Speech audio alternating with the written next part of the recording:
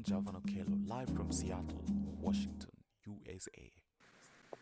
Thank you for joining us for today's daily African Proverbs session here on Clubhouse and also on YouTube. And happy Valentine's to all the lovers out there. I know that today everyone is trying to treat each other nicely and trying to do something special for one another. But today we also have a proverb from Somalia. We are going to take a virtual journey to Somalia, and I would love for you all who are on Clubhouse and also everyone on YouTube, I would love to hear what your thoughts are on today's proverb, even though we have a special guest who is going to share with us his perspectives on the proverb. I would love for you, if you're on YouTube, share with us in the comments what this proverb means to you. And also, if you're joining us on Clubhouse, come on stage and share with us what your perspectives are about this proverb. I just pinned the link to the conversation, the live stream on YouTube at the top of the room on Clubhouse. But I want to bring my special guest today, my brother Jakumi Randolph. He's joining me all the way from Florida. So my brother Jakumi is an amazing, father of 5. He's a trader in crypto, in stock, and he's also an educator. He's a public speaker. He's a networker, and it's really an honor, my brother, to be here with you today for the Daily African Proverbs. Just share with us how you are. How are you doing today? Oh man, I'm doing blacktastic. So it's been a great morning so far. I love that, man. One of the things I love asking my guests in the Daily African Proverbs is what the proverb of the day means to them. And as I was saying at the beginning of the room, our proverb today says, poverty is slavery. This is a Somalia proverb, and I want you to take a stab at it. Share with us what this means to you when you read the proverb that says poverty is slavery. What comes to your mind? Yeah, poverty is slavery because it's with slavery you have no ownership, right? So you have no ownership and you have no way to get ahead. Now, this can be looked at different ways. So one of the ways it can be looked at is poverty of the mind, right? And poverty of the mind means that you have no ambition and you have no dreams or goals that you're attempting to reach. So, in order to become more valuable, the first thing you have to have is a goal, right? You have to have a goal. Without that, you're going nowhere, right? Because if at least you have a goal, then you can create a plan. And I've heard before, without a plan, you're planning to fail. So that's what comes to mind when I think of this particular proverb.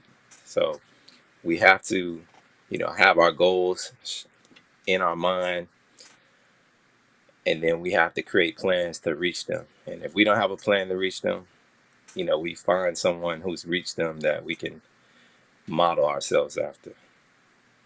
So that's what I think about when I think about poverty as slavery. Because if you're in poverty, especially if you're in poverty of mind, there's almost no escape from it. Yeah, that's a really powerful way to put it. If you have the poverty of the mind, there's almost no escape from it. But I want you to just quickly share with us maybe one idea of how you could escape from poverty of the mind. You shared with us one already, that you can find someone who has evolved and got themselves out of poverty of the mind especially, and they could help you. But what other way could you get yourself out of poverty of the mind or out of slavery of the mind? Because that's where the biggest fight is. If you can overcome that, then I think you can overcome anything, right? Right.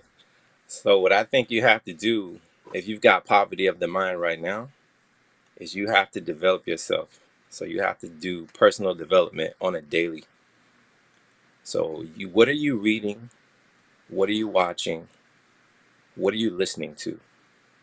Because I've heard that the mind is like soil, and whatever you're feeding it tends to grow. And it doesn't care, because your mind, works on a subconscious level. And so anything that you plant inside will grow. So no matter if that's poison. So if you're listening to poison, you're watching poison, that's going to grow subconsciously. If you're watching, a bountiful fruit of information, food for the mind, that's going to grow. So you have to be aware of what you're watching, what you're listening to, even what you're saying, right? Everything that you take in is, again, it gets planted in the mind, and that subconscious doesn't care what it is. It'll automatically take it in. So when I hear that, that's what it makes me think of. So you have to be personally developing each day. You have to consciously think about what you're listening to, what you're watching, right? What you're hearing, and be aware. Once you become aware of that, then things will change. That's the way the universe works. Yeah, I really love that. Those are very specific ways by which you can overcome poverty of the mind, and it's amazing how someone like Bob Marley spoke a lot about this in a lot of his music. So I really appreciate you bringing this up, but I want you to take us a little further into who Jakumi is. I'm sure you already know that kumi is 10 in Kiswahili, right? I do know that. And then ja in my mother tongue, in Luo, I don't know if you know this part though, in my mother tongue, which is Luo, Luo, ja means someone from, so for example, me, Simon, I am ja Kisumu, meaning that Simon is from Kisumu, and let's say Kenneth is from Kenya, then we would say ja Kenya, Kenneth ja Kenya, so when your name is Jakumi, it whenever I see your name, I think of, he's from a place called Kumi, like you're from a city or a village called Kumi. But that's not what we are here to talk about. I just wanted to share that because it's in my mind. A lot of the time when I have guests here in for my podcast, I love to also take them back to when they were 8 to 12 years old, because I feel that during that time is when you're really becoming, that's when you're really becoming a person and becoming responsible. And especially for me, myself, what shaped me is, something that happened to me when I was about 8 years old. My mother gave me a bicycle, and I became a distributor of milk in our neighborhood. And it connected me with our community at a really early age and allowed me to learn business, take risks, and it inspires who I am until today. It inspires the discipline that I have even right now, to be able to do the daily African Proverbs, 5 days a week, in addition to the many things that I have to do in my life. So I want you to take us back, share with us a story that, inspires who you are today as Jakumi Randolph. All right, cool. And it's interesting that you say that about my name, because the other thing that I knew, I know Kumi is 10 in Swahili, but I've heard that with Ja, it could mean of, so it could mean of the 10. and or of the top 10. So that's why I always believed that I was of the top 10. so so that's kind of another play on my name. But a story from my past, man. So when I was a kid, the interesting thing about me was that I was very I had an affinity for math. Like there was no math concept that I couldn't learn like very, very quickly. So the funny thing is, in order to get that way, I don't remember how many math problems I would do as a kid, but I would do hundreds of math problems like every day. And that like sunk in. So what it showed me was, because a lot of people would have trouble with math, what it showed me was is that I always believed that like math was like the way to solve whatever problem that you might be having, because I would just do tons of math. So the other thing that kind of shaped me with that was my my reality when it came to money. Like whenever I would get money, I usually just didn't spend it. I would like save it. And I think even now, like especially here in the crypto space, that shaped, you know, how I move in this crypto space and the conviction that I have with, you know, cryptos like Bitcoin, because I'm not in any hurry to spend it. So, you know, those are things I think that shaped me a lot. I'm trying to think, is there another story that really stands out? I'll share with you this one. Right, I had a teacher one time, and his whole thing was like, if I'm learning something, I shouldn't be learning it just to get a good grade. I should be learning it so that I can have some sort of mastery over it. All right. So his whole big thing was, you know, forget about the grade. You know, get whatever this skill is. And so that stuck with me up until this day. So anything that I attempt to learn or attempt to tackle, I attempt to tackle it with the intention to master it. And then after that, I attempt to teach that and pass that along, because anything you teach, you actually get to learn that twice. So that's the key to mastery right there. I love that. I love that. Anything you teach, you get to learn it twice. And that's the secret to mastery. I love that. I'll apply that, you know, more intentionally in my own life and in many situations that I encounter every day. I want to welcome everybody who is joining us on Clubhouse. Thank you so much. Remember to follow the African Father in America Club. And also remember to share the link to this conversation on Clubhouse, and also clip it, share it on Twitter, and use the hashtag Daily African Proverb, so that we can also share, you know, your you know, whatever you share out there on Twitter. But if you are with us on YouTube, thank you very much. Please remember to subscribe to the channel and press the thumbs up button so that we can, you know, you can be notified when we have this conversation again tomorrow and the coming days. My goal is to get to 2,000 subscribers by the end of this month. We are really close. You know, we are really close. About 200 additional subscribers, and we'll get there. But you know, I just want to welcome you all to the Daily African Proverbs. This is a space that we have been holding, and I have been hosting it since January last year. And you know, as you've heard from Jakumi, who is our special guest today, there's so much to learn with every conversation, with every guest we host. There are nuggets of wisdom, not just from us, but from our ancestors, that we are able to bring to the forefront through this conversation. So stay with us.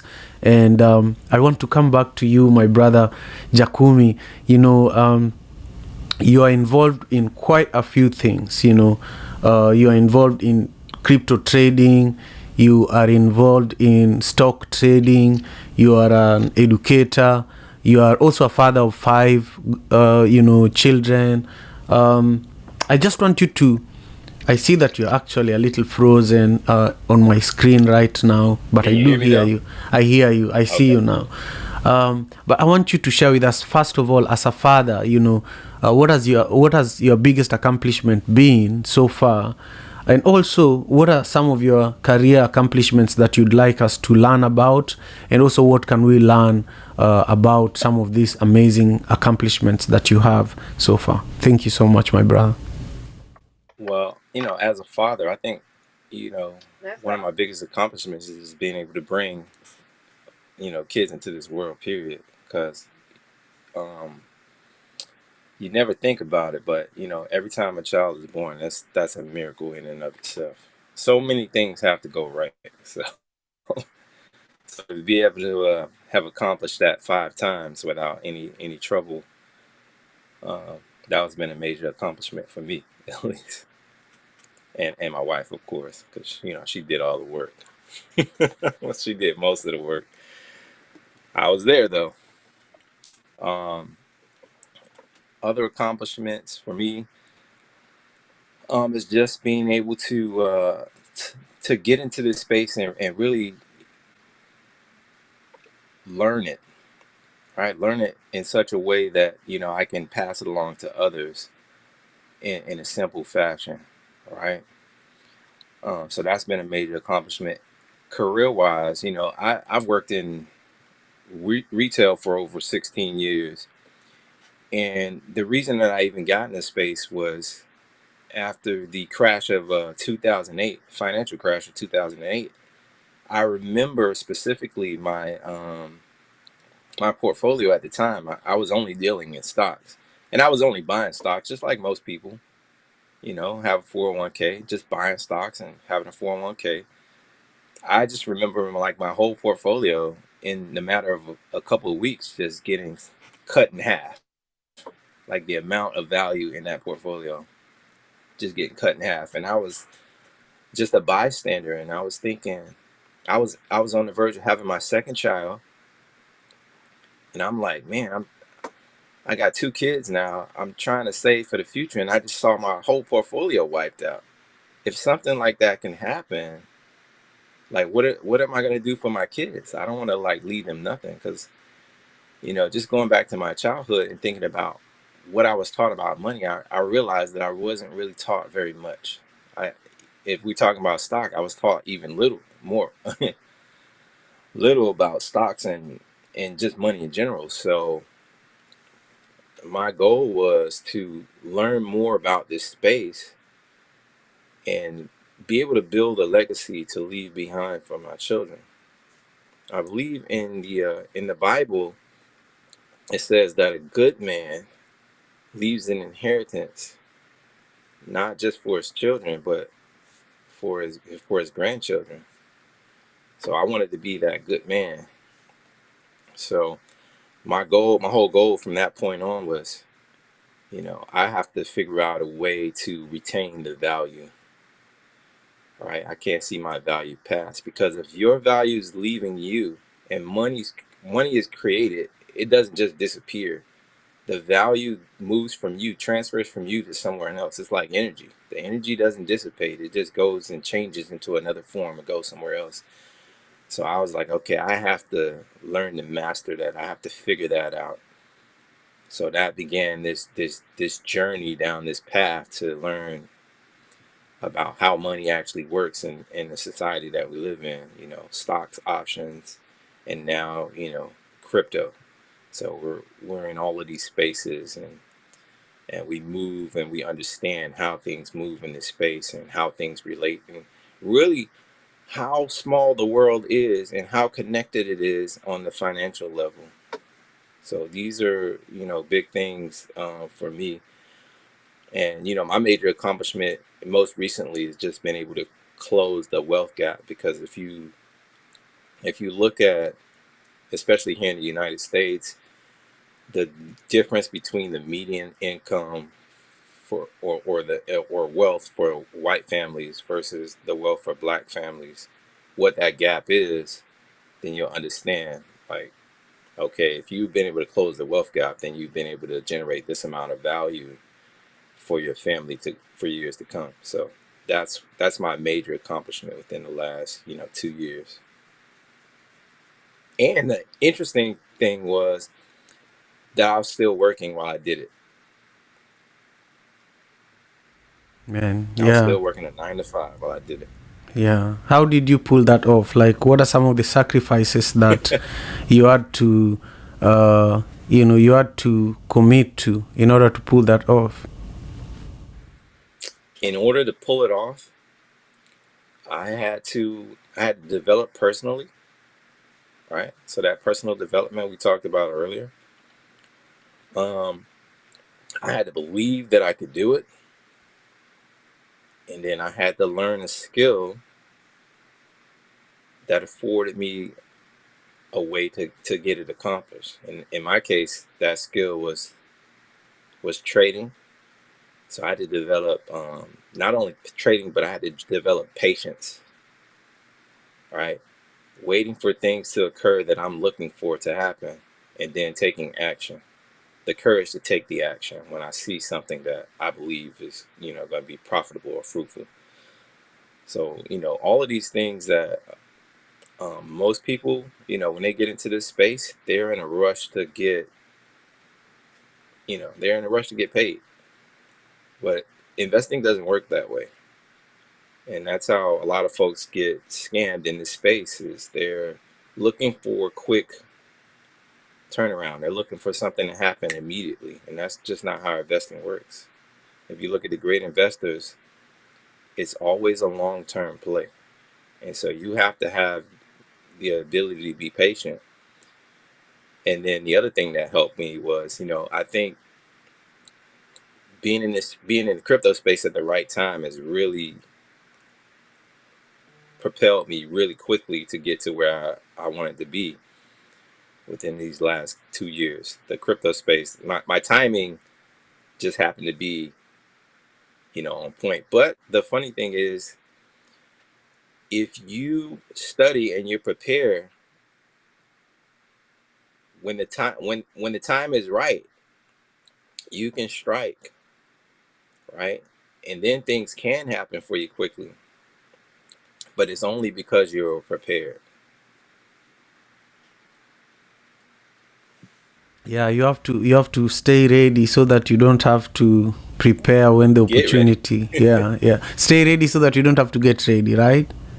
Yeah. Nice, nice, nice, nice. Yeah. I love that, man. Thank you for just helping us to start this week with so much wisdom and really so much depth about who you are and some of the amazing things that you've been doing. There's something you mentioned as you are answering this question, that the crypto space found you ready, and I don't feel that I'm even involved enough in the crypto space because I don't know enough, and I feel that there's so much I could learn from you.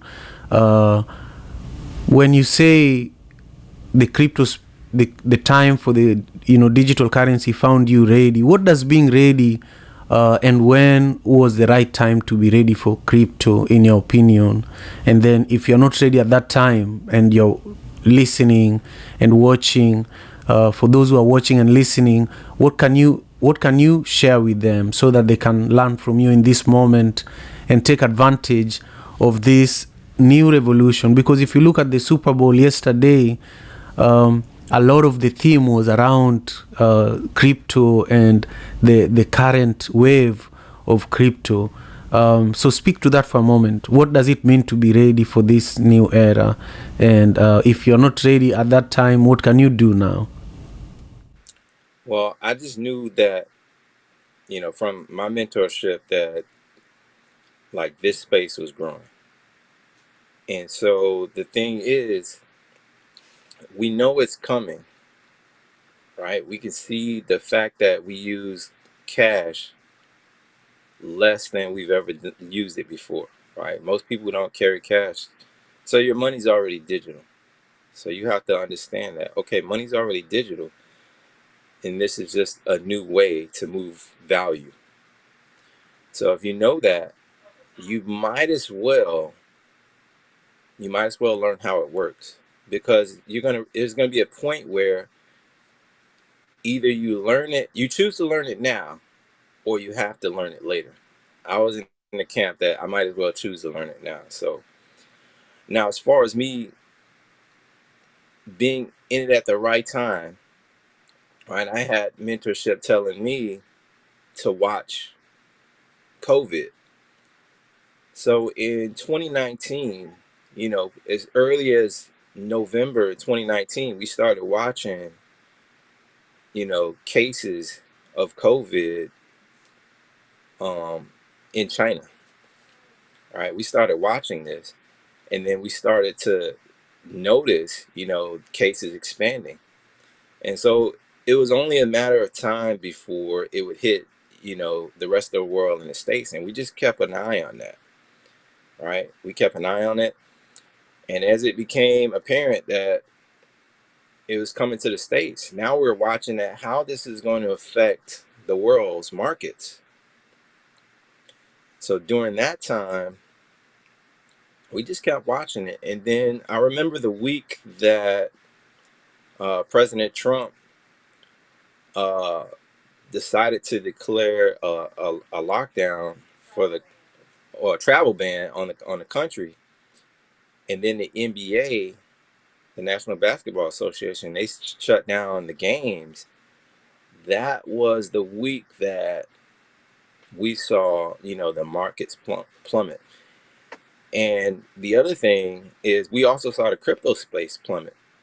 So as the crypto space plummeted, I was just biding my time, waiting for, a good price to get into, the various equities and the various cryptos. And so had I not had the mentorship to let me know to even be looking for these types of things, I wouldn't have been prepared. So we were prepared months in advance. Like, by December, we were already tracking, how many cases we started to have in the United States. And so we knew that this could affect the entire market. And when I tell you that the week of the travel ban, I made more money in the market than ever before. I mean, it was just staggering. And then when I think back, I remember hearing the Chinese have a phrase called weiche. And when you look at the kanji, part of it is disaster and the other part is opportunity. So inside of a disaster, there's an opportunity. And so you always have to be aware that there could be opportunity inside of disaster. And the funny thing is while that was happening, I was also dealing with my own kind of personal disaster in my life. But yet I was still prepared to take advantage of what was going on. So, and it was probably the toughest time in my life. Man, thank you. I just love how you're delivering, serious information, but in a very calm and collected way. And I just appreciate that, because I am receiving it and I'm taking it all in. So thank you. I just love how you spoke about how in every disaster there is an opportunity, and that's something that we should be aware of. The pandemic is actually still going on. Last night I learned that there are over 2,000 deaths in the US as a result of COVID until now. So there's something though that you didn't answer me. I asked you if someone has not got into the crypto space, what would your advice be for them? Are they too late that they should not bother, or should they seek mentorship and get involved now? And also, when we're looking at this proverb, poverty is slavery. Not everybody has the extra money that they should put in. What I'm learning about crypto is that it's a long-term strategy kind of game that you have to play there, and many people don't have the luxury to even put in $1,500 or even $100 sometime. Where could someone start if they don't have extra money? They're just living paycheck to paycheck. Where could they start? Gotcha. So the best thing about crypto is like you can start wherever you are. All right.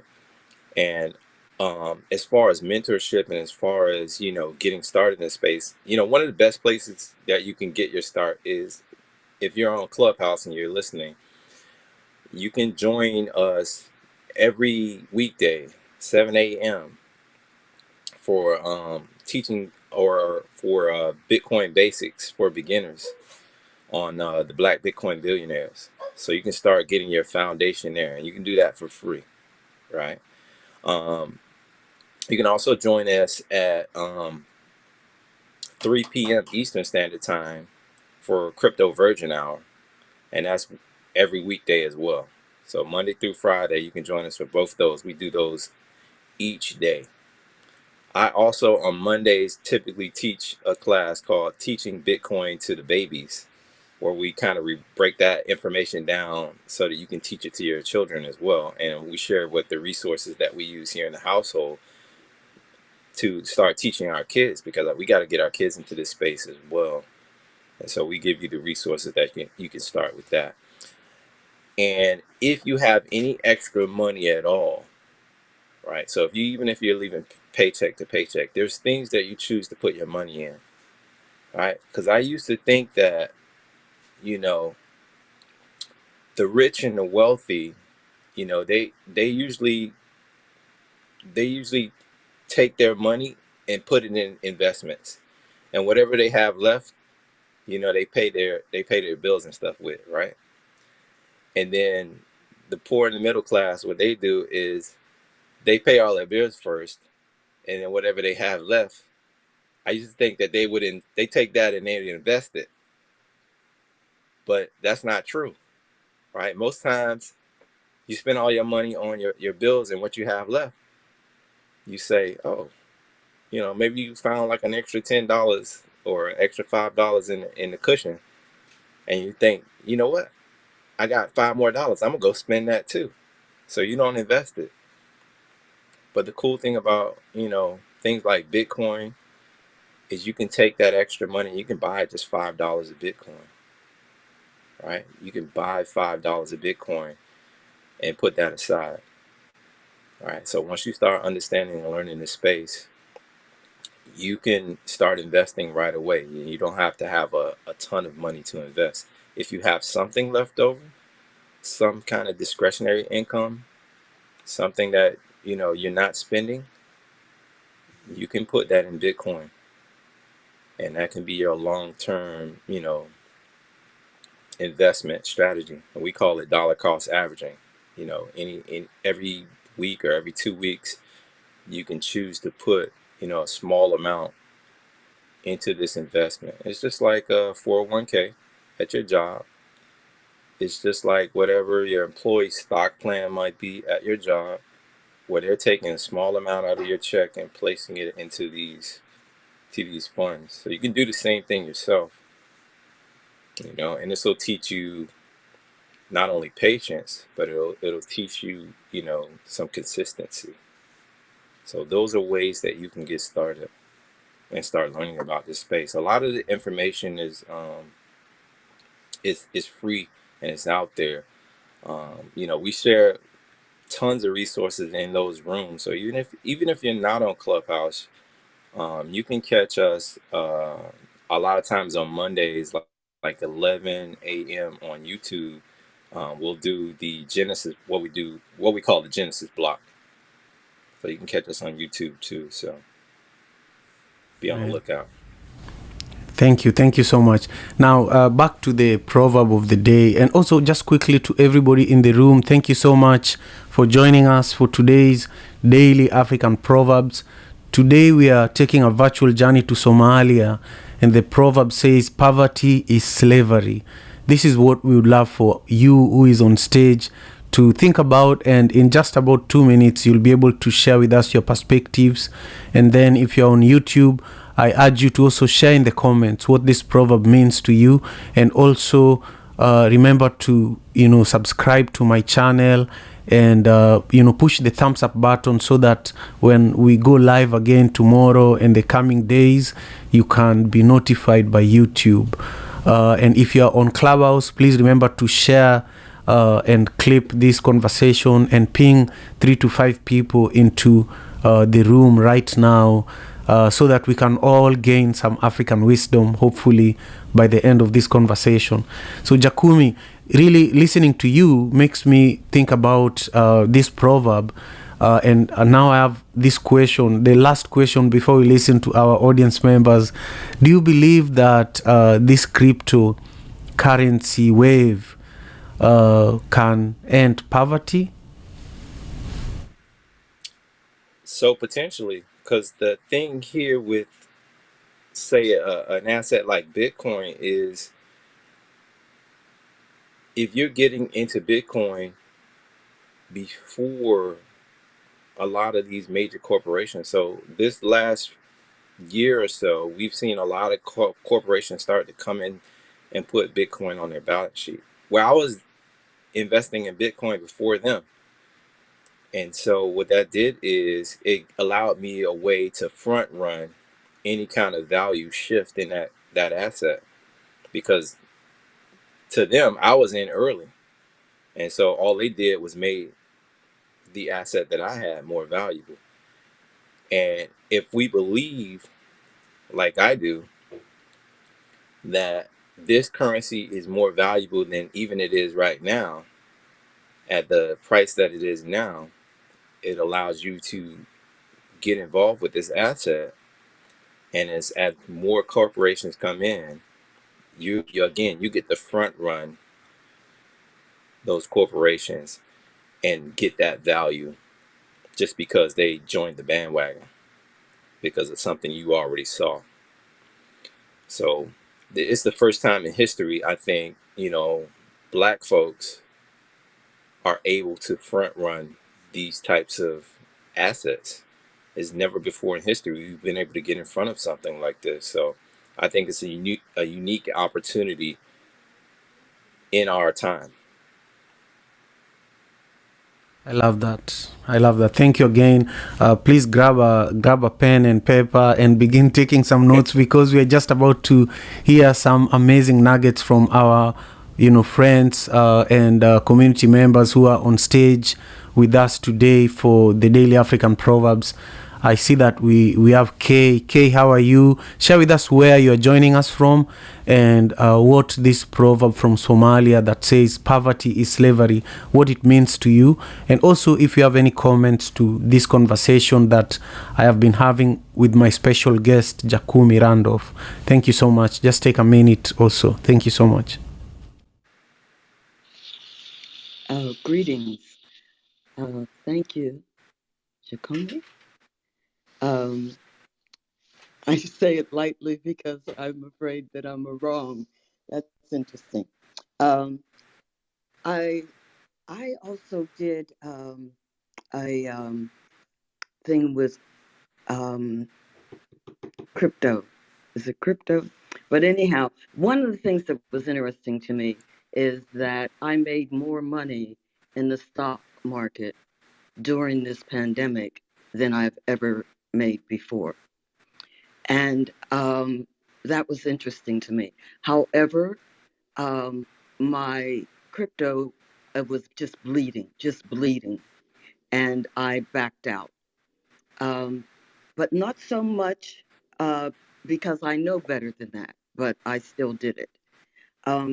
But at that time, during the last 2 years, I was getting so much information, and I was on my way to Ghana, ended up in Atlanta, and decided it was enough Africa for me at the time.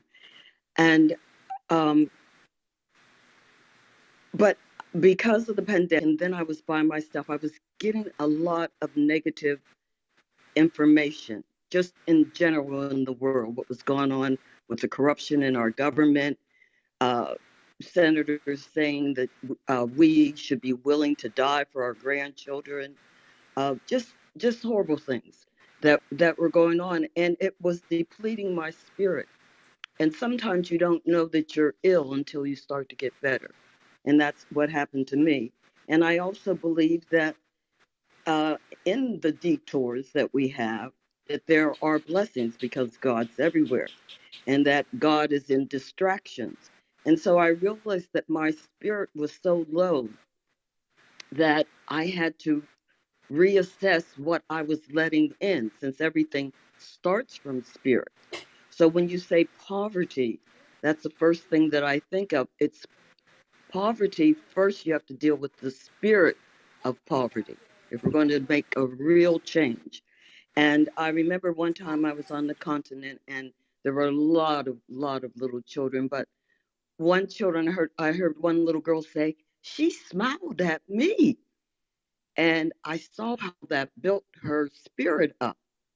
And I thought that that's a responsibility that you have, in terms of, if you building up my spirit, I must build up the spirit of others. And I feel that I remembered my last trip to Ghana, when I was in an area that would be considered poverty, and I was able to see wealth. It was very confusing to me, but I knew, because I was able to see it, because I was looking for it, because that's what I look for now. I look for God. So on the side, when you have, it is important for you to see the richness, the wealth in others. And if you are on the side of lack, you must seek the richness and wealth, and not grow up because, you know, grow up thinking that you're poor and this is the way I'm going to be and going to stay. You have to seek something else out, because you're telling your subconscious. I believe that language is very important. I'm doing a thing on centenarians now. And a friend of mine said she was doing something, and she says, "I'm getting too old for that." It's important for you to watch your language. You're telling your subconscious that you're getting old. Why do that? You know, and also, when other people tell you, you know, you're poor or whatever, you must seek, what does your spirit tell you? And if your spirit isn't telling you what you need to have in order to move forward, then you need to feed it something else. So yeah, but we have a choice. And I feel, if this, we're on a thing about mindset, it doesn't just work for people like here in the States, or people in other countries who are in, you know, going to school. Don't, it should also work for people who have absolutely nothing. It's just your spirit. That's the first place you check, because everything comes from spirit. It does not come back. Only spirit comes back to spirit. Thank you. Thank you so much, Kay. I'm grateful that you're here. Hey, Tioma, how are you? And where are you joining us from? And what does this proverb from Somalia mean to you?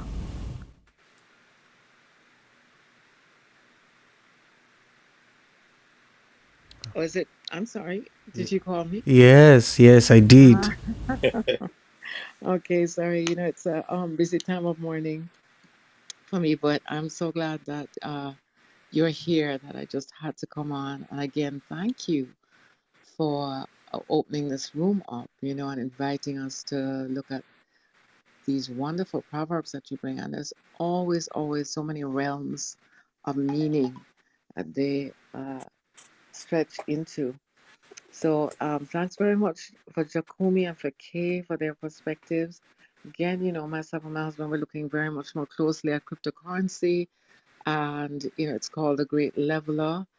And it is really inviting a lot of people that maybe have not invested before to make long-term investments and to benefit from them. So thanks for the further buttressing that idea. Poverty is slavery. That's really powerful. And immediately I read that, I thought to myself, I'm in Jamaica right now. And of course, we see the effects, especially in the inner cities, of poverty, of the kind of poverty that is so crippling that you have to seriously wonder where your next meal is coming from. You don't have the hope, even sometimes, especially with this pandemic, of your children being able to do better than you did through education, which is one of the means that's offered, and being able to build family. So there's a great deal of there's just a lot of challenges, to people who are poor here in terms of making their way out of poverty. On the other hand, I travel around the country a great deal, and I encounter communities where there's not a great deal of money flow. They're in the country, they have visitors. Yes, there's always tourism in certain areas, but the money flow is not strong. But what I find in the areas where there is tourism is that there's a decline in our ways of knowing, traditional ways of knowing how to grow our food, knowing how to heal ourselves, knowing how to support one another. So there is a kind of poverty of wisdom, and information in those particular areas because people are relying on the tourist dollar. Once you have the dollar, you can buy this and that, and you can buy a trip to the doctor, and so on and so forth. But when you are not, availing yourself of that dollar, then you are remembering the ways that your grandparents and your parents taught you to be able to heal yourself and your family, to be able to teach about, uh, growing your crops or gathering wild crops or, other ways of enriching your community. So I think poverty has to be understood, contextually. If you're in an arena where you're not able to build up your traditional ways of knowing, which I still feel are very relevant and I still feel are very powerful because that's how I've lived. It's the reason why I'm not afraid of COVID. At 60, now 64, a few days ago, I feel quite strong, because I've lived a certain kind of way, eaten a certain kind of way, and been able to strengthen myself with traditional herbs and traditional healing. And then when I did get COVID, I was able to heal myself with the herbs. I never took a pill, not one. And so I feel like we need to not relinquish our wealth of knowledge and wisdom in order to gain material wealth. It's best, of course, obviously, to have both, but it seems in this world, because I'm listening, I'm also living in a residential area that's considered fairly, upper middle class, big lawns, some, 2-3 story, houses. And I'm listening to the ways people speak about the pandemic, the ideas that are bandied about. Well, the science says there's no the science. There are several strands of scientific thought and inquiry. And there is one that comes from the land, from the people, that is tried, tested, and proven. And we cannot relinquish that for what we read in a book or study in a lab. The science says. That's one thing. And we have no choice is another line that I've heard. And I'm like, what are you talking about? There are always choices. And I feel like here on Mother, Father, God's green earth, we're offered so many choices and so many ways of accomplishing what we have to accomplish. And that's one of the great lessons of you know, life. If you really are living life. If you're living life in a box, and I feel like so much of what we learn tries to box us in one way of doing things, the science. This is what, those people who have studied it say. You don't know. It's so much prisons that I've seen, like, and the prisons are there, but now we're really seeing how deadly they can be, because if we had real governments that were really leading us, they would have seen that there has been research into vitamin D, along with quercetin and zinc and so many other things, and so many of our herbs. Why not distribute? Just simple. Distribute D3, 5,000 IU, to our elders, to those that are, at risk. Have them change their lifestyles, and be creative about it. You don't just say, oh, go on a diet and only eat this. No, what works for you, and really working with those people on the planet who are at risk. Most of us are not. It's at 98% of us on the. Anyway, I don't want to get into a COVID conversation. I utilize it only to say that wealth is common sense a lot of times. Wealth is being in touch with all your healers, not just having your doctor's number on speed dial. Wealth is being able to be creative and create for yourself pathways into earning, pathways into feeding yourself, pathways into clothing yourself. All of this is our wealth. And if we really truly appreciate and embrace all of it, not just the money making aspects, which are important. I'm not denying that, money is a tool that we all need. But if we should not allow the money to turn us into slaves. And I yield the mic. Thank you, Tioma. I appreciate your contribution. Hey, Thandi Sizwe, how are you today? Where are you joining us from? And what are your perspectives on today's proverb from Somalia? Grand Rising, I am doing good. It's felt like such a blessing to wake up to these calls. Happy to be here with you all. I think that this proverb is excellent. Poverty is slavery. I think we have to balance the reality of racism and capitalism with the power that we have internally, African spirituality and melanin, to be quite frank. Um, Here in America, since slavery was officially abolished on paper, there have been these clever ways to keep us poor, right? We never got our 40 acres and the mule, Jim Crow, Reconstruction was not what it should and could have been. I feel like we've been purposefully kept in a certain bubble for the last almost 200 years with this thought that poverty is slavery. If they cannot build wealth, then they will always be enslaved and they will always need us. But even though there's a lot of truth to that, just like the speakers before me said, poverty is a mindset. And unfortunately, which is very strategic, so I want to say that this has been a strategic plan. We are so engrossed with the glitz and the glamour, and they've made it that way, right? That we forget that we have the ability to be free by seeking knowledge, eating right, like the speaker that was just before me talked about, a plant-based diet, getting your herbs in, and seeking happiness. You hear folks talk about how they were in prison, but the system couldn't imprison their mind. Malcolm X, for example. If we don't want to be enslaved, we must seek freedom deep down inside. I think it only comes from within. No matter what is going on in the world, there's some terrible, terrible, terrible things going on in the world, and I go back and forth with it as well. But I think that balance is the key. The only the we are the only ones that truly have the power to set ourselves free. Thank you. Wow, thank you very much, Thandi Sizwe. I appreciate your contribution.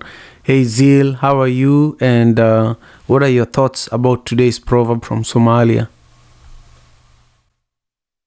Peace and blessings. Peace and blessings to you all in the house. It's been cool listening to you guys. Well, as for my take on the proverb, poverty is slavery. I will. I'll just say yes, it is, because when you examine the words, what is poverty? Poverty, I suppose, or well, I believe would be the opposite of wealth, which would be like we poverty is when you don't have means to provide for yourself. Basically, you don't know if you will have a meal tomorrow, and that has sometimes been the case with me, being from Africa. I grew up in Cameroon, now living in Belgium, and having learned,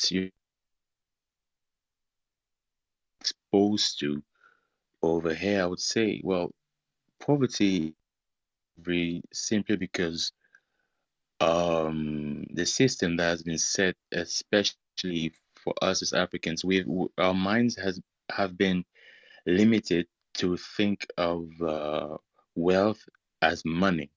Meanwhile, wealth isn't money, because when you look at things concretely, well, you could have all the money in the world, but still stay sick, stay depressed and stressed and all of that.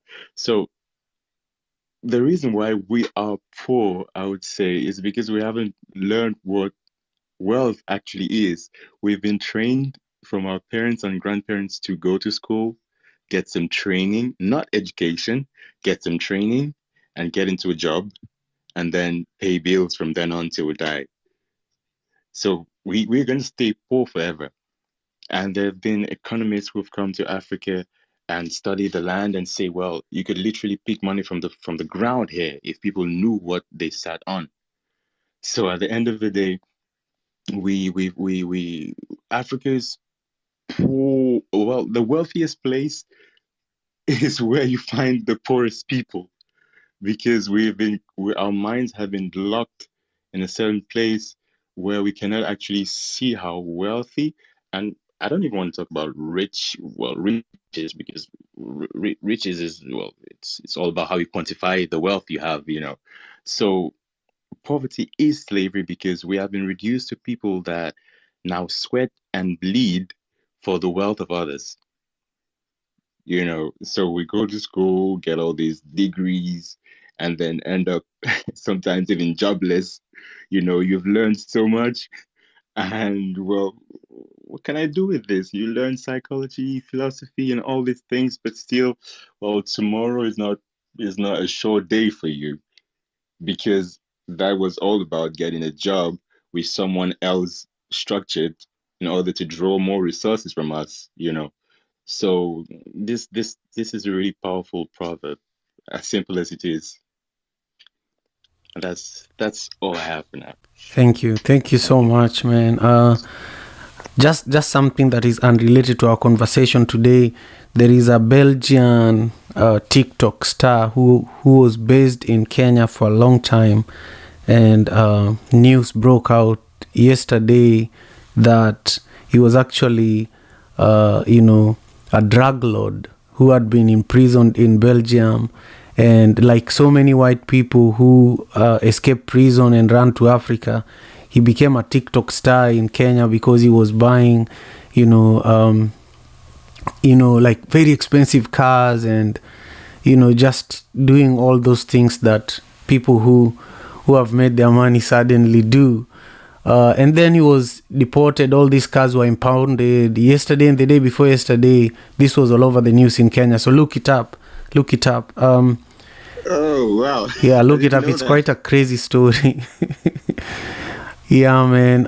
Let's hear from Eric. Eric, it's a pleasure to have you here again. Thank you for your continued support. What does this proverb mean to you? Can you guys hear me? Oh, yes, very well. Awesome. I got a new earpiece, so I'm trying it out to make sure that I'm hands free. Wow, poverty is slavery. Um, I think in the past it was. I think it still is to some extent. And as I was listening to Brother Jakumi speak, I was thinking about how many of us have, a lot of us have cell phones, right? and how many of us use it to go and just laugh at TikTok things or movies and so forth. And it's like we can have we have that opportunity now to gain the information that everybody around us has gained. I always revert back to, the days of when people wanted to hide things from black people. They used to say that hide it in a book, right? And now, as I had Brother Jakumi speak, you guys know that my first Bitcoin, I bought it after being in their Bitcoin for Black Bitcoin for Billionaires room several weeks ago, right? And it was something that I was thinking I would have to have so much money to buy to make an impact to get a 1 Bitcoin, right? When it was at that time, I think it was at 60,000 or 59, some crazy number. And the thing is, we might not have a lot of money, but you can start where you are. And even the poor people, they still go out to eat, right? They still buy unnecessary things. And so it comes down to, what are we willing to sacrifice to be there? And there's people like Jakumi. If nobody's been in that room, the things that we think is overwhelming, far out of reach, they literally told me you can go to Cash App and be able to buy Bitcoin from there. Even $20, $10, $50, whatever the extra income that you have that you'd throw away or you'd buy something unnecessary, right?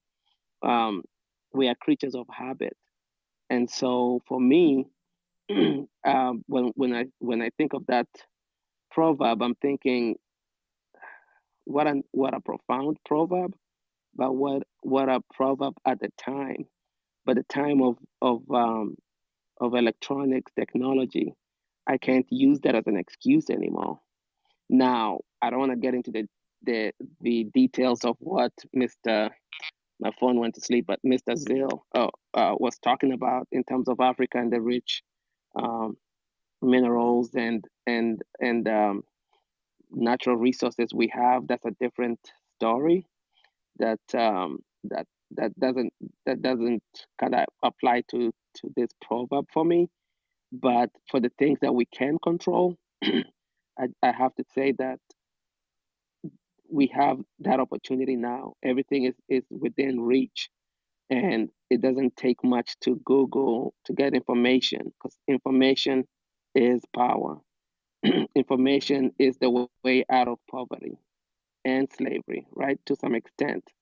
I don't think the powers to be, like the Federal Reserve, the monetary system, that's going to go away. I mean, we just all have to get used to it. I There's a gentleman on here. He keeps saying that nothing will stop the money train, because all these rich people are always going to be there, but nothing's going to stop us from jumping on board and take some piece of that wealth, you know. And so this is I love this room. I come in every morning because it just makes me have to think that much further. And then the responsibility that we have as a people, as I see Jakumi with their Black Bitcoin billionaires room, right? It's a wealth of people who look like us, and some people who don't look like us, white people, brown people, Asian, you name it, that are willing to teach all of us and tell us too, we can get a piece of this pie.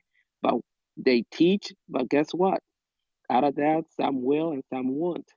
But you cannot say that information was kept away from you when they teach it every day like clockwork.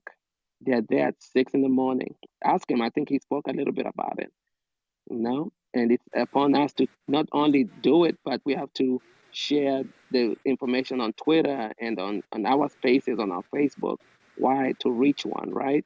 So I commend people like that are taking their talents and letting us know. And as you look around, guess what? The government wants that. I work. I'm a managing partner at Best Ventures, and I'll say this just to give you guys an example. I don't like talking without context, and I don't like talking without real life examples. Okay, there's literally millionaires, okay, and billionaires that are looking for Bitcoin, literally as we speak. And they come to our space, Vest Ventures Trust, and they will buy as much as they can. Some of them are monetizing instruments so they can buy more Bitcoin. What do you think that is? And so when you hear Jakumi and them speak, you wonder why people are not listening, especially our people. We're the most hard-headed people, I feel, right? Because we always think it's something different. And then by the time it passes us by, we don't have a piece of that when it was available. And if you go in those rooms, those spaces, now you look around, what's crypto? Coinbase, what are this other doing? They're now giving out what? Visa cards, right? Debit cards, because they know we're creatures of habit. We're not gonna hodl, which hodl means hold on for dear life. And those things I'm learning in Black Bitcoin Billionaire that I can kind of speak about it. So slavery and poverty go hand in hand, but I think in this new future, it's a choice. Okay, we cannot blame anyone but ourselves. That's how I feel. But I have different talents that now I'm showing our people in marginalized communities how to break away from that, right? When you think of gentrification, when you think of revitalization, I hate the word gentrification. I'm showing people in our neighborhoods that they're coming to revitalize or gentrify really for them, right? Buying it and taking out places that we call Fourth Ward, Fifth Ward, and turning them into Midtown and Allen Parkway and giving them fancy names. But those were places that we had history for 60, 70, 100 years. Why? Because that's where they redlined and segregated us into. And now they want them back and they're putting $1 million homes, $500,000 townhomes. And I'm saying, why sell it? I can help you build it. I can bring the money because you can get the value out of that. And that's my goal. And that's why this poverty, slavery is a choice. But some of us who have the talents, we don't need to die with it. We need to teach one. And that's my take on this, Simon. Thank you. Thank you very much. I just love your contribution as well. Thank you very much for being here. Hey, Bibi, share with us your perspectives, please. Thank you so much.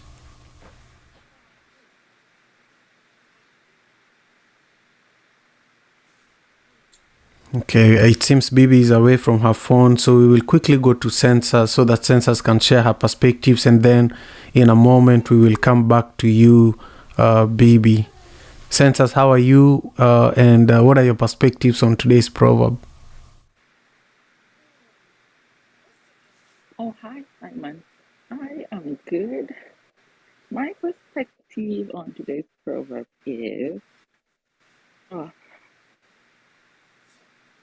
that when you have a mindset that is stuck in a gutter, it's impossible for you to think of progress and uplifting yourself. And so I'm looking at poverty from the frame of an individual's mindset as opposed to something just physical, because there is also that poverty of the brain. And some people might have something, but without that mindset of valuing who you are, what you bring to the table, you'll always feel like you're poor.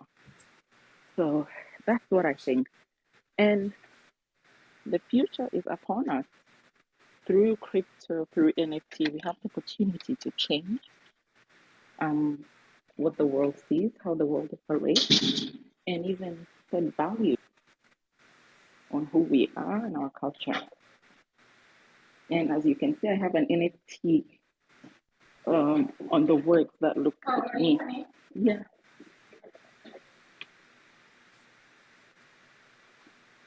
So yeah, that's what I think. And today's my birthday, so yes, happy to be here, and thank you so much for the team. Happy birthday, Census. I can't wait for the... we are hosting a room in the Africa Day Club to celebrate Census, so join us there. Follow her so that you can be a part of that, conversation. I've been joined here by my last born. You'll hear her voice in the background. Bibi, are you here? I just want to make sure we give you space before we continue on. Okay, we'll come back to you. Let's hear from Jay. Jay, how are you, and what are your thoughts on today's proverb? Dear Brother Simon, thank you so much for allowing me to on the stage to speak.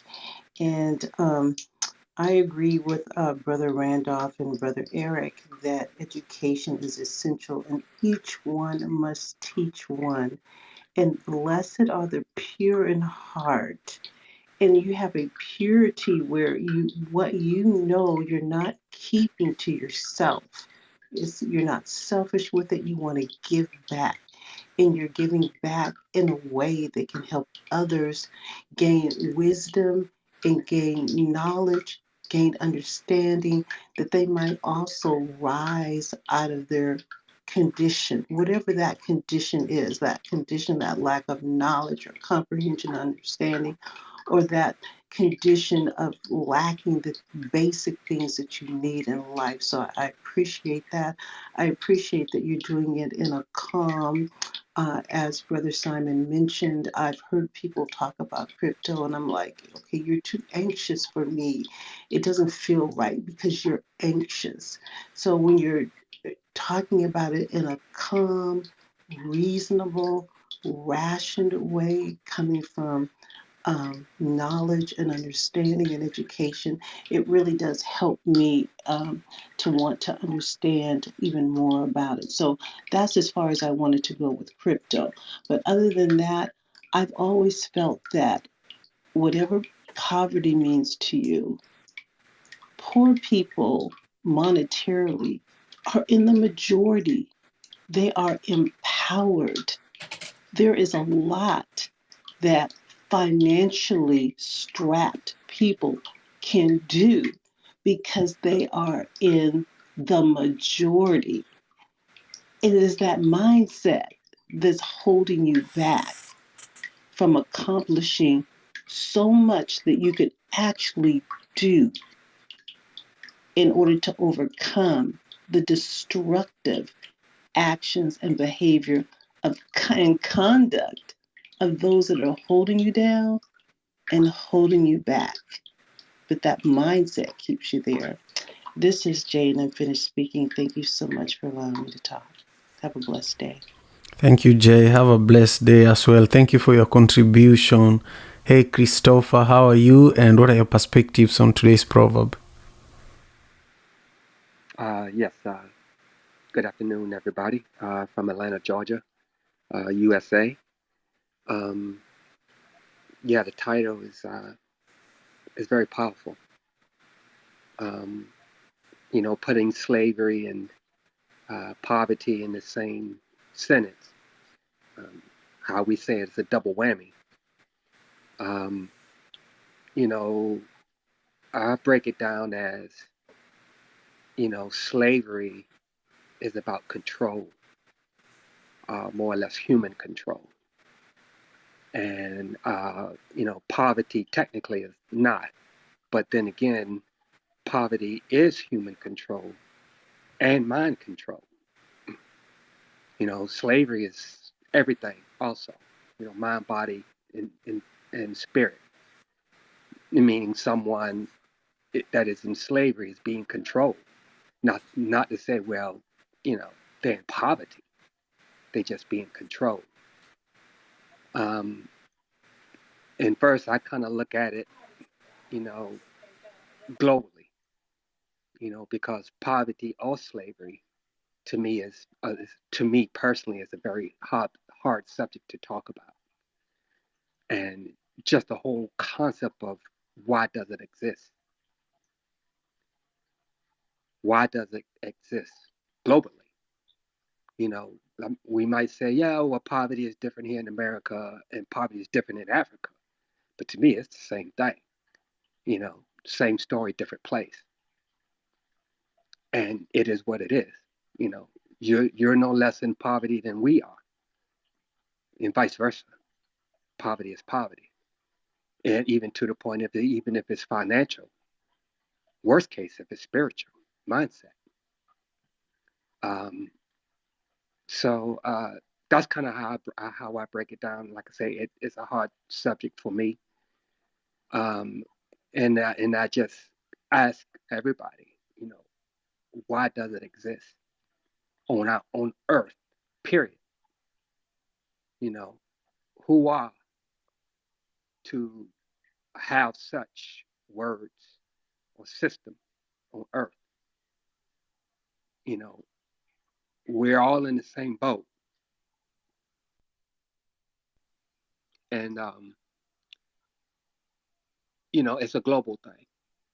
And if we keep it in silos to say we have to solve we have to solve our poverty or you have to solve your poverty, you know, it's an earth thing. You know, we have to solve it simultaneously. Oh, okay. Is that impossible? But how can we solve poverty in one area, but poverty still exists in another? It still exists. And we be having the same conversation over and over and over again from different parts of the world.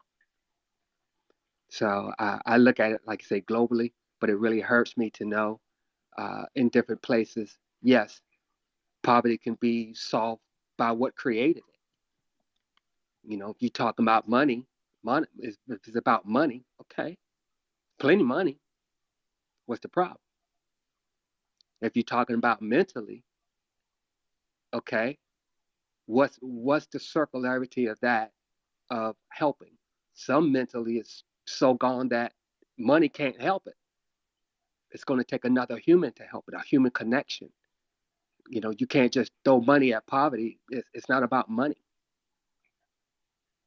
but it's about the system of the money that made it. But collectively, it's a human connection that can solve it and helping each other as a service to each other to solve that. If it's mental, you know, it's not about money. It's about another human connected with another human to help them with that mental to actually get out of it or help them with the tools. Again, if we're talking about money. So again, I look at it globally. It hurts me to talk about it. It can be solved in a lot of different ways, but it's going to take humans to do it collectively. And I'm Christopher, and I'm done speaking. Thank you, everybody. Thank you very much, Christopher, for your contributions. Very much appreciated. Dr. Frida, how are you, and what are your perspectives on today's proverb? Hi, Simon. Good morning, good afternoon, good evening, everyone. My name is Frida, and I reside in Birmingham, Alabama, originally from Cameroon. Can everybody hear me well? Oh, yes, we hear you so well. Okay, perfect. All right, so my perspective on this,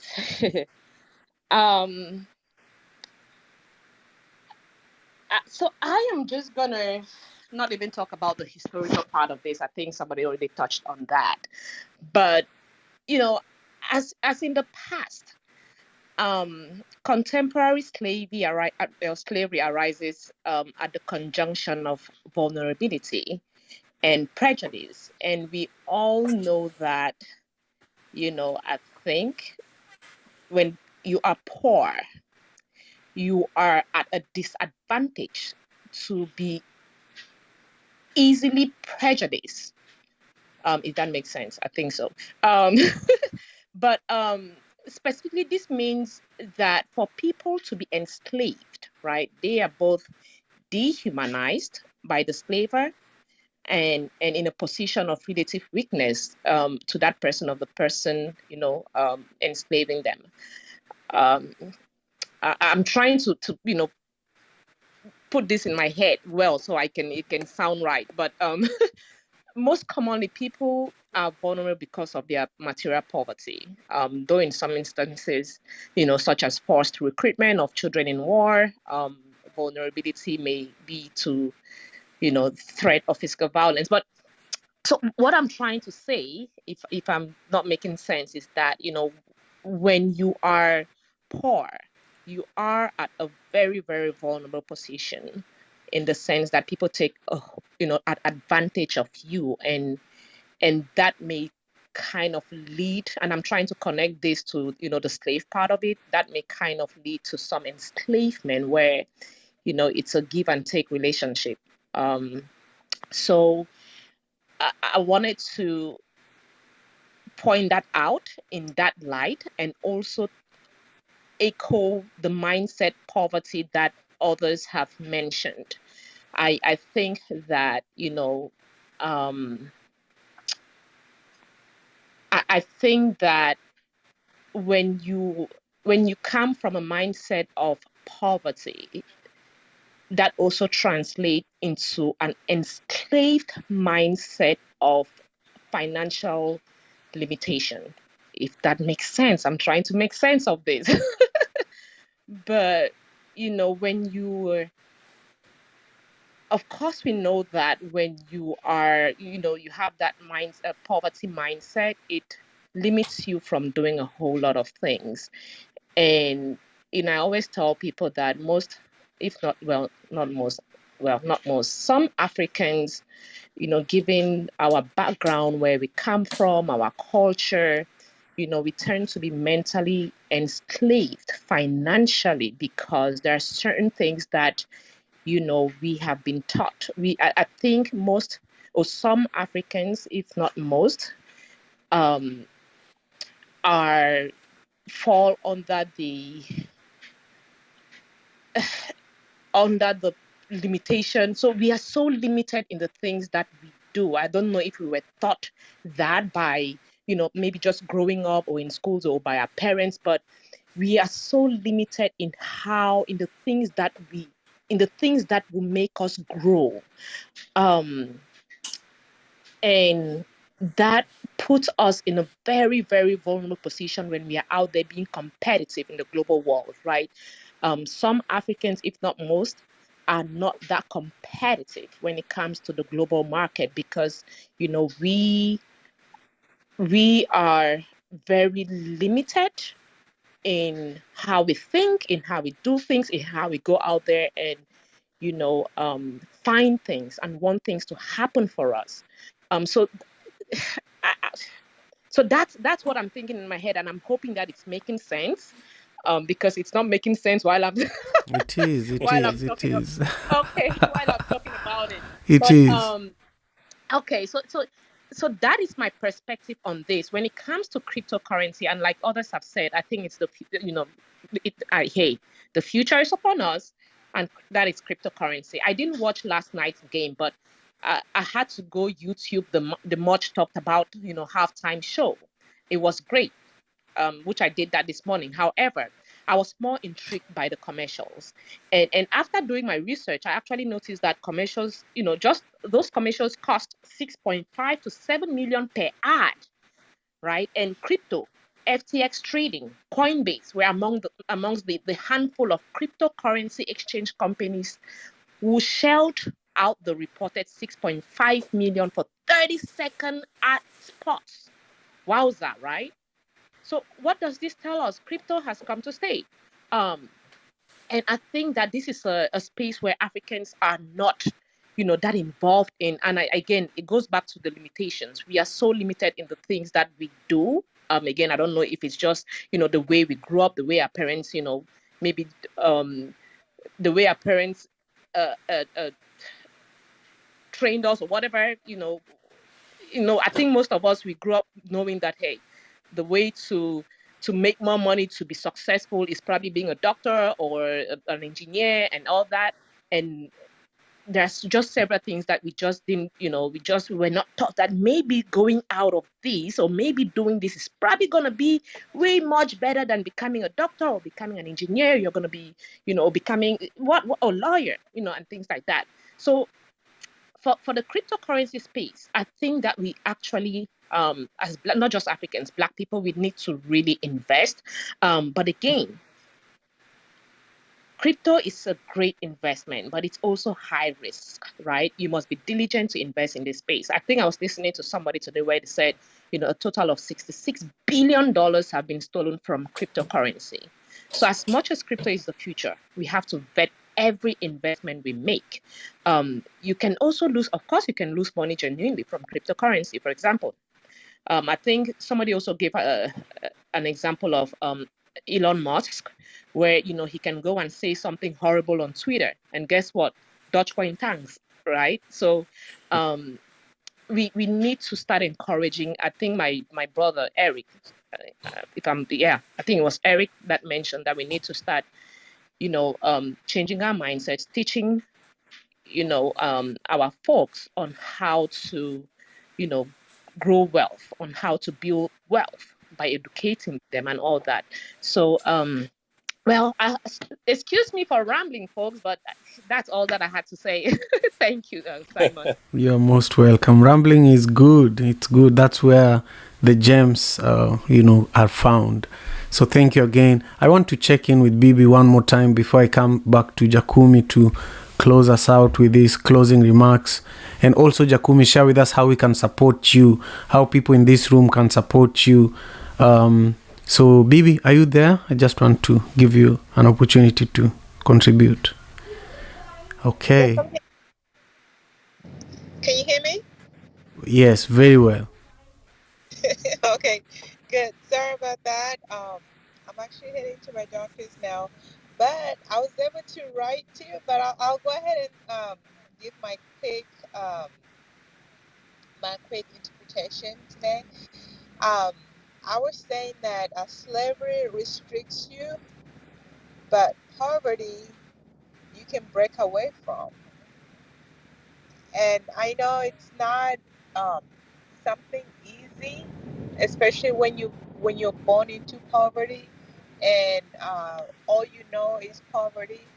But just like the ancestors that came up with this proverb, one day somebody had to break away from that from from that and venture out in the outside world and came back with the proverb, because when you're restricted and you don't break away, what you know will be always what you know. But when the, the reason why I'm saying that is because slavery, um, when you're in slavery, you have no access to go anywhere because you're owned. But when you're poor, which is poverty,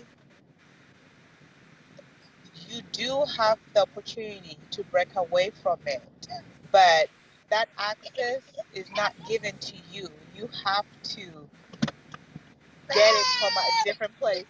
I'm sorry, but yeah. So that's my take.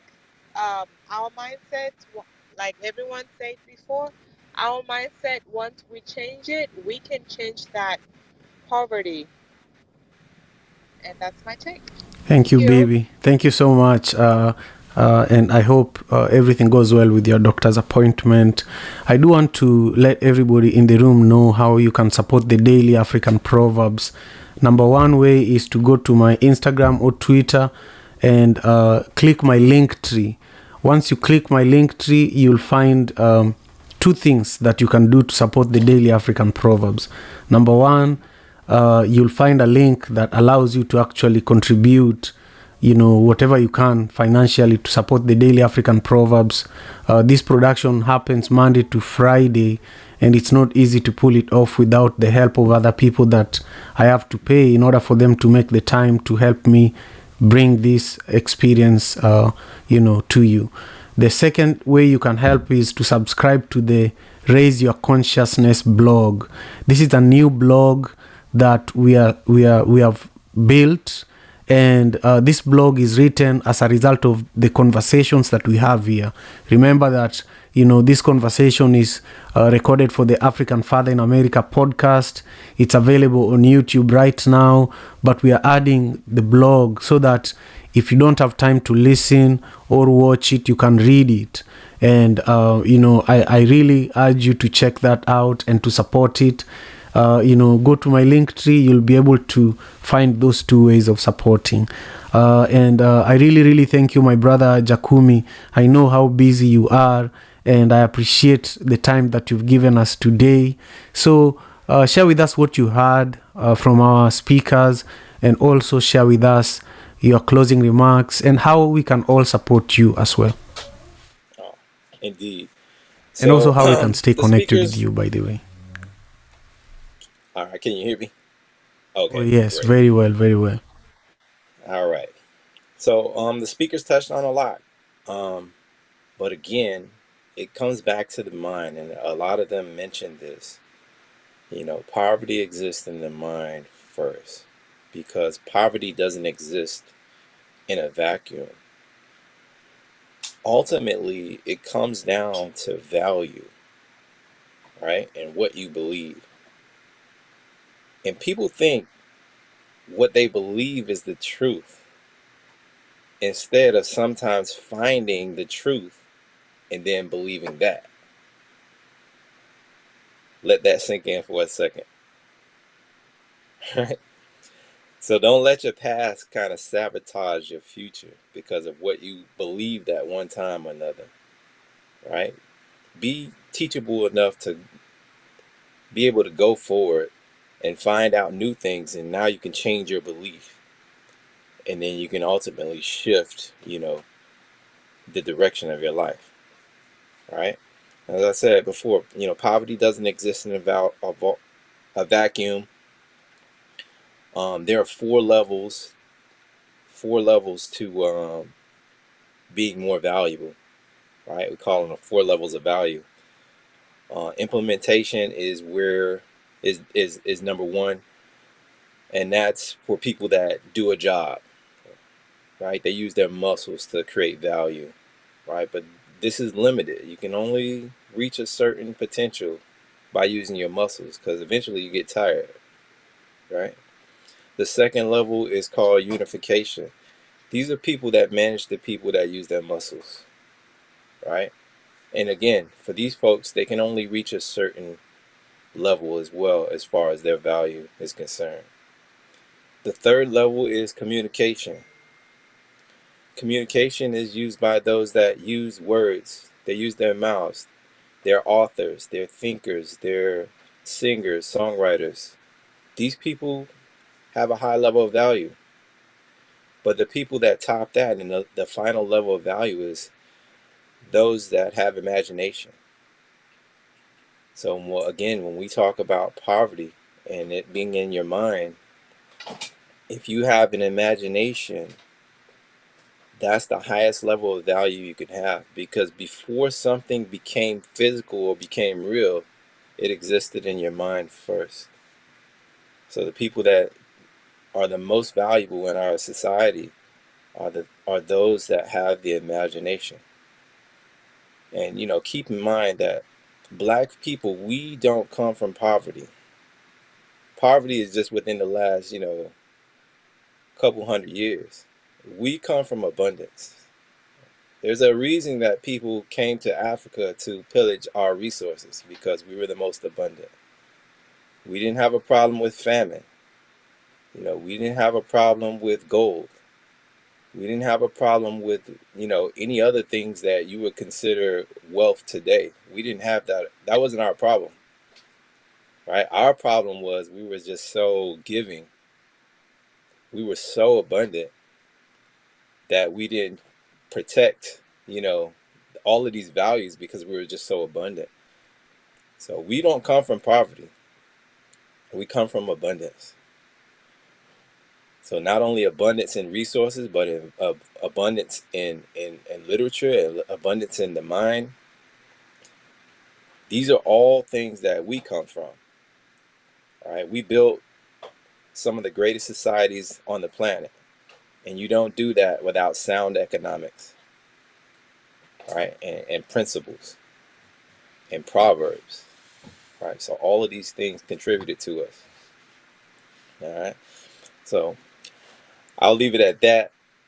If you want to find more of what we say, or what I say, and what I do, catch me in Black Bitcoin Billionaires here on Clubhouse. So just go follow that club. If you tap on my icon on the stage, you can find that club, and then you can follow that club. You can also follow me on my social media channels. So I have only one Instagram, and that's at escape the 40 40 40 trap.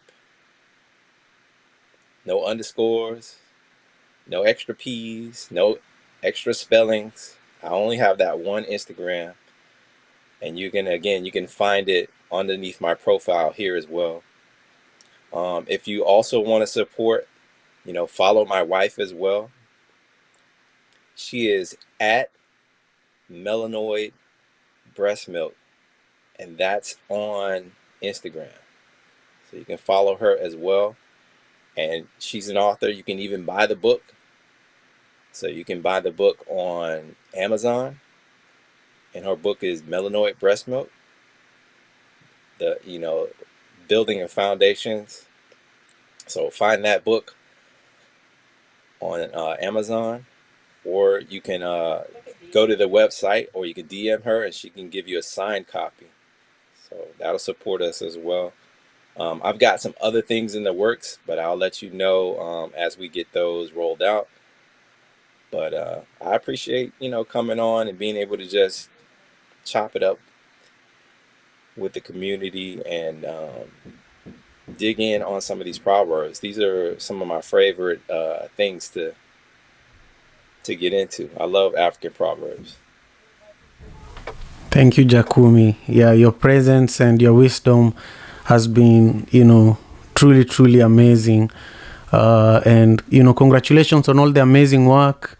And I'm sure we will be having you back here again soon for another session of the Daily African Proverbs.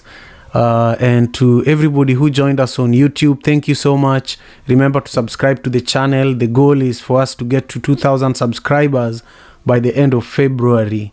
So remember that. That means you need to share this video with your community. You need to comment on it. And we need to build it together.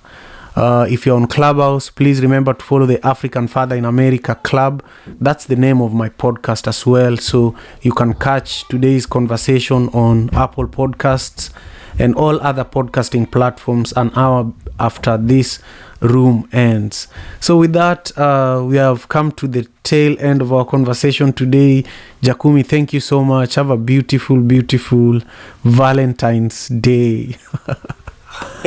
I appreciate you, man. Okay, brother. Peace. Peace. African father in America. Tujikaze, tujikaze, jikaze. Tujikaze, tujikaze, jikaze. African father in America. Tujikaze, tujikaze, jikaze.